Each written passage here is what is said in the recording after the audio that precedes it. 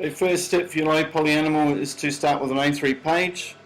I'm going to come up to image and rotate that page 90 degrees clockwise so that I'm working on a horizontal format. I'm then going to bring my image in that I've already found by using place linked. Double click on that image. I'm going to hold shift to constrain the proportions. I'm trying to focus just on the face because that's the part of the image I'll be working with. So I'll make that a little bit bigger. Double click or press return to accept that.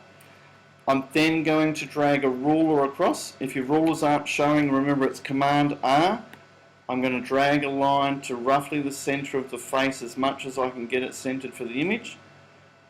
That looks pretty good. I'm then going to come to the polygon lasso tool, which is this one here. Remember, if it's not showing, hold your left mouse button and select it. Each time I click with the mouse, it gives me the option to draw a line and hold to the last anchor point.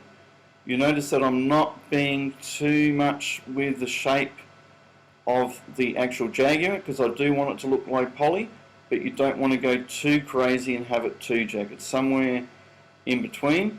So I just want the face, so I'm just going to quickly cut this out to show you. I'll come up and close off that selection in here, up the top, and you'll now see that that's the selection that we're going to be working with.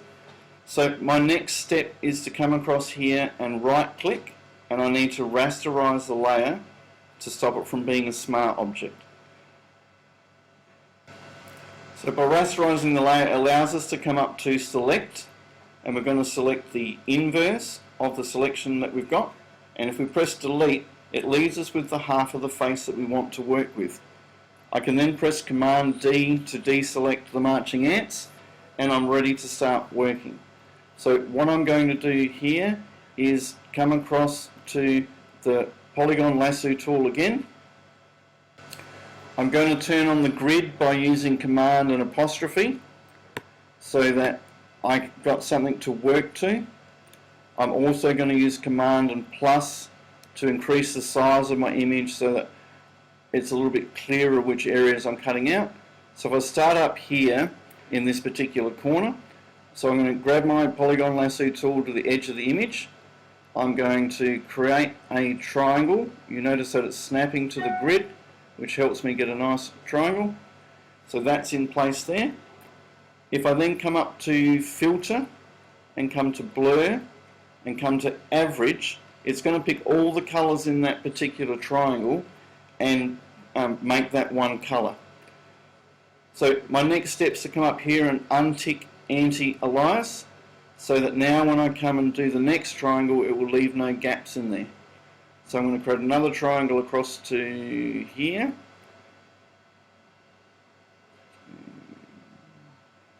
Here. Now we don't want to continually be pressing, coming up to filter, going to blur. So you notice here it's got a shortcut that you can use. So you'll need to check on your machine what your shortcut is, and that saves you having to come every time up here and reselect this. So remember Command D to deselect, and then you continue working your way through the particular image. You'll notice that there's a difference here between the two colours because they've averaged them differently.